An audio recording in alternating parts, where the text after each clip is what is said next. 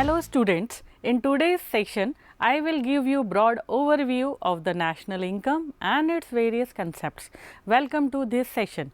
National income is an important macroeconomic variable as it shows economic health of a country. Also, it shows the level of aggregate demand for goods and services in an economy. Now, before going into the detailed meaning of it, let us know who collects, compiles and publishes this data in India. Ministry of Finance, Ministry of Statistics and Program Implementation and Central Statistical Organization is responsible for producing, for maintaining and all the facts and figures related to the national income and product accounts. Now, let us try to understand what the national income is. It is the money value of all final goods and services produced in a country during a period of 1 year. Now, there are two types of goods and services, intermediate and final. Before moving further, let us understand these terms. Intermediate goods are those goods which are produced by one firm for use in further processing by another firm. The term final goods and services refers to goods and services produced for final use. For example, fabric is the intermediate good and shirt which is made out of it is the final good. There are various traditional as well as modern definitions of national income. In the present modern era, Professor Simon Kuznets has defined national income as the net output of commodities and services flowing during the year from the country's productive system in the hands of the ultimate consumers. Now, let us understand national income in detail.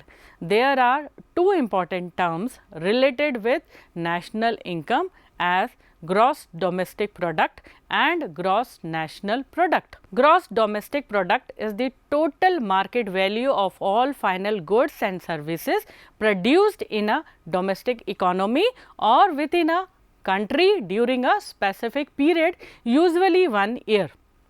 Whereas, gross national product is the value of all final goods and services produced during a year within a domestic economy plus incomes earned abroad by the nationals. Now, do you know how net income is calculated? It can be calculated by deducting depreciation from gross domestic product and gross national product, which gives us net domestic product and net national product. Now, let us understand what does depreciation means. Depreciation is that part of total productive assets which is used to replace the capital worn out in the process of creating national income. An estimated value of depreciation is deducted from gross value of national product to get net national product. This net national product is the real measure of national income. There are other concepts of income.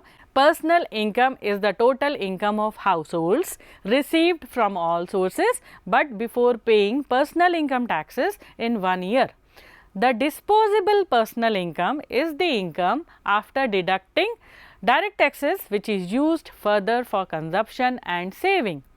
Next is the nominal national income, which is measured in current rupees or the current prices, which include all the components of national income valued at their current prices.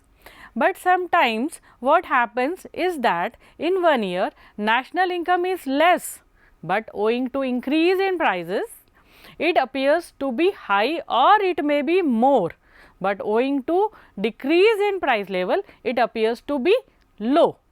To overcome this problem, we calculate real or constant national income, which is expressed in terms of general level of prices of a particular year taken as base. The simple formula for calculating is real NNP is equals to NNP for the current year multiplied by base year index divided by current year index. Let us take an example. In the year 2018, NNP is rupees 20,000 and 2018 year index is 250.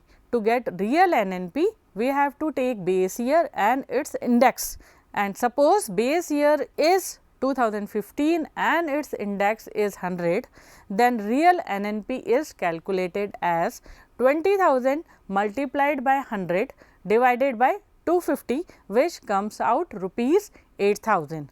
The average income of the people of a country in a particular year is called per capita income for that year, which is calculated by dividing a country's GDP or GNP of a year by its population in that year.